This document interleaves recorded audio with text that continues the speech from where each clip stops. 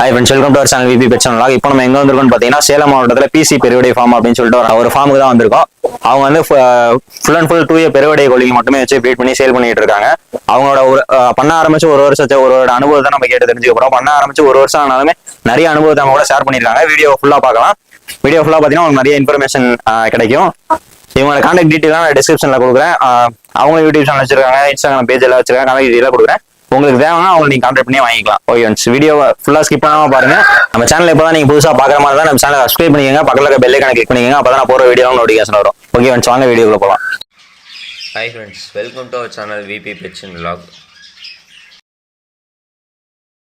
இந்த பண்ணையோட வீடியோ ரொம்ப லென்த்தாக இருக்கிறதுனால நம்ம 2 பார்ட்டாக பிரித்து போடுறோம். ஃபஸ்ட்டு பார்ட்டில் வந்து இதோட பார்ட்டிஷன் செட்டை மட்டும் பற்றி ஃபுல்லாக பார்த்துடலாம். பார்ட்டிஷன் செட்டில் போய் எந்த மாதிரி சேவல்லாம் வச்சுருக்காங்க, எந்த மாதிரி பொட்டை போட்டிருக்காங்க, எந்த மாதிரி ப்ரீட் பண்ணுறாங்க, பார்ட்டிஷனோட அளவு, அதில் எந்த மாதிரி அடை வைக்கிற செட்டப்லாம் வச்சுருக்காங்க, அதை எப்படி அடையிறதுலாம் எந்த மாதிரி வச்சுருக்காங்க, இந்த டீட்டெயிலாம் இதில் கேட்டு தெரிஞ்சுக்கலாம். அடுத்த பார்ட்டில் வந்து அவங்க எப்படி கோழியை வளர்க்குறாங்க, அது மாதிரி எந்த மாதிரி தீவனம் கொடுக்குறாங்க, எந்த மாதிரி மெடிசன்லாம் கொடுக்குறாங்க அப்படின்ற ஃபுல் டீட்டெயிலாம் அடுத்த பார்ட்டில் போடலாம். ஓகே ஃப்ரெண்ட்ஸ், இப்போ தான் நம்ம சேனலை நீங்கள் ஃபஸ்ட் டைம் பார்க்கறதா இருந்தால் நம்ம சேனலை சப்ஸ்கிரைப் பண்ணிக்கோங்க, பக்கத்தில் இருக்க பெல் ஐகானை கிளிக் பண்ணிக்கோங்க. இந்த மாதிரி பண்ணை சம்மந்தமான வீடியோலாம் பார்க்குறதுக்கு நம்ம சேனலை மறக்காமல் சப்ஸ்கிரைப் பண்ணி வச்சுக்கோங்க. ஓகே ஃப்ரெண்ட்ஸ், வாங்க வீடியோக்குள்ளே போகலாம். வணக்கம் ப்ரோ. வணக்கம் ப்ரோ. உங்க பேரு, இந்த ஃபார்ம் எங்க அமைஞ்சிருக்கு அப்படி சொல்லுங்க ப்ரோ. ஸோ என் பேர் சபரி. இந்த ஃபார்ம் வந்து இங்கே பார்த்தீங்கன்னா சேலம் மாவட்டம் புதுரோடுங்க, திருக்கோயில் ரோடு வழியா போனோம்னா புதுரோடுன்னு ஒரு பஸ் ஸ்டாப் அங்கே அமைஞ்சிருக்குதுங்க. Okay okay bro. எத்தனை வருஷமா ப்ரோ அந்த ஃபார்ம் பண்றீங்க? இது வந்து ஒரு 1 இயரா பண்றாங்க. ஓகே, ஃபார்ம்ல மெயினா என்னென்ன பிரீட் ப்ரோ வச்சு பண்ணிட்டு இருக்கீங்க? ஃபார்ம்ல பார்த்தீங்கன்னா பெருவடை சேவல், இதுல வெரைட்டி பார்த்தீங்கன்னா பட்டாக்கொண்டை இருக்கு, கூவத்தாடி இருக்குங்க. Okay okay. இந்த பார்ட்டிஷன் பத்தி எப்படி சொல்லுங்க ப்ரோ. ஸோ இந்த பார்ட்டிஷன் பார்த்தீங்கன்னா 20க்கு 25 ப்ரோ. ஓகே ஓகேங்களா. இதுல வந்து பார்த்தீங்கன்னா சுள்ளி விட்டுருக்குறோம். ஓகேங்களா. சுள்ளி சேவல், ஒரு டை பிளாக் பொட்டை, அப்புறம் பார்த்தீங்கன்னா அந்தாண்ட பார்த்தீங்கன்னா வள்ளுவர் பொட்டை ஒன்று இருக்கும், அப்புறம் கீரி பொட்டை ஒன்று இருக்கும். Okay okay bro. ஓகேங்களா. ஸோ இந்த காம்பினேஷன் எதுக்குன்னு பார்த்தீங்கன்னா இதில் போட்டு உடைச்சோம்னா நம்மளுக்கு நிறைய சுள்ளி வரும், ஊதி வரும் அண்ட் மயில் வரும். ஸோ அதுக்காக. அண்ட் இது இவர் பார்த்தீங்கன்னா இவர் ஒரு 5 kg லைனேஜ் ப்ரீடிங்ல இருந்ததுனால இப்போ கொஞ்சம் இறக்கெல்லாம் கொட்டிட்டு. ஓகே ஓகே ஓகேங்களா. பொட்டைங்க எல்லாமே ஹை வெயிட் தாங்க, எல்லாமே 3 kg அண்ட் அபோவ். ஒரு சேவலுக்கு எத்தனை பொட்டை ப்ரோ மேக்ஸிமம் போடுவீங்க?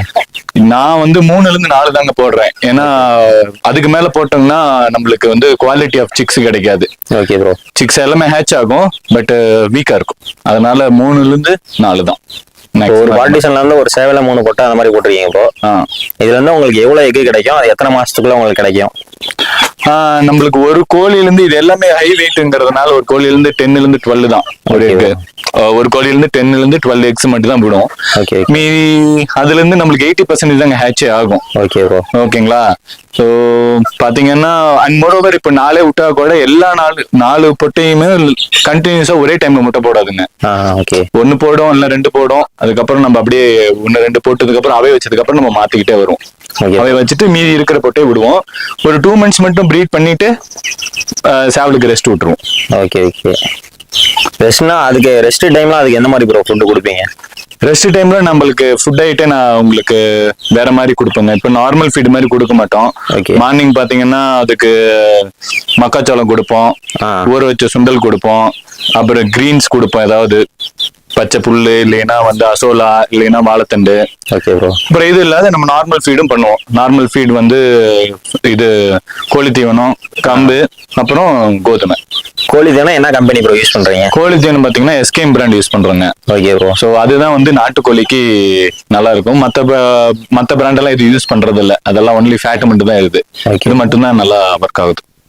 இந்த பார்ட்டிஷன் பத்தி எப்படி சொல்லுங்க ப்ரோ. எதனாவது பார்ட்டிஷன், இதுல என்ன பிரீட் விட்டுருக்கீங்க? ஸோ இது செகண்ட் பார்ட்டிஷனு. இதுல பாத்தீங்கன்னா பட்டாக்கொண்டை சேவல், செங்கருப்பு சேவல், அப்புறம் பாத்தீங்கன்னா டை பிளாக் பொட்டை 1, ஒரு வள்ளுவர் பொட்டை, ஒரு காக பொட்டை, ஒரு கருப்பு பொட்டை விட்டுருக்குங்க.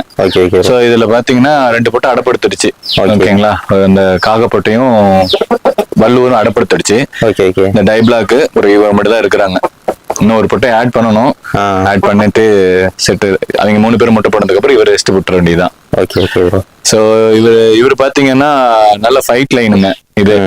இவர் வந்து வெயிட் வந்து பாத்தீங்கன்னா அப் டு 4 kg வரைக்கும் கெயின் பண்ணுவாரு. ஸோ பொட்டையுமே எல்லாமே கன்னி வேடை தான். எல்லாமே 3 kg அண்ட் அபோவ். ஓகே. அடப்படுத்திருக்காங்க இது காமிங்க. வாங்க.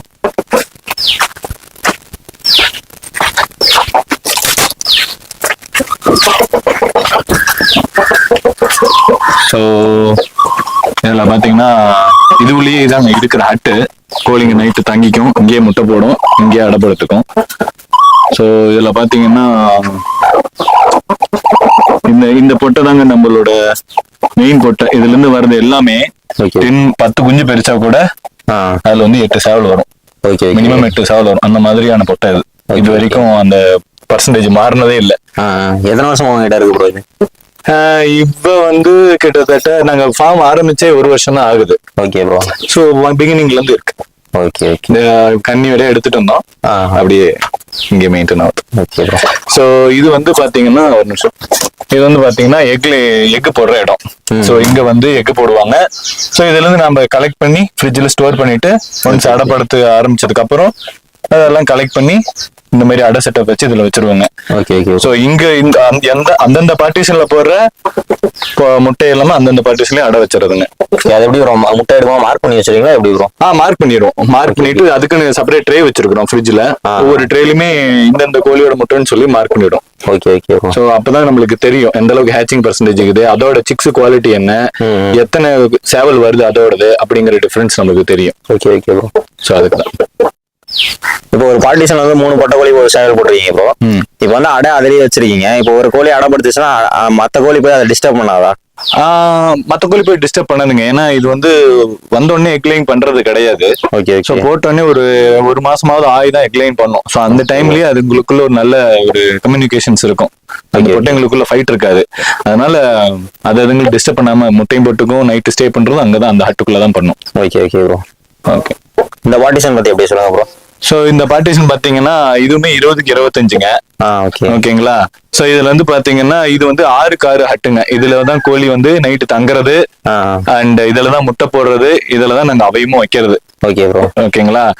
ஸோ இது அதுங்க. அப்புறம் இந்த பார்ட்டிஷன்ல பாத்தீங்கன்னா இந்த சைடு பாத்தீங்கன்னா உங்களுக்கு இது வந்து 4க்கு 4 ஒரு குழிங்க.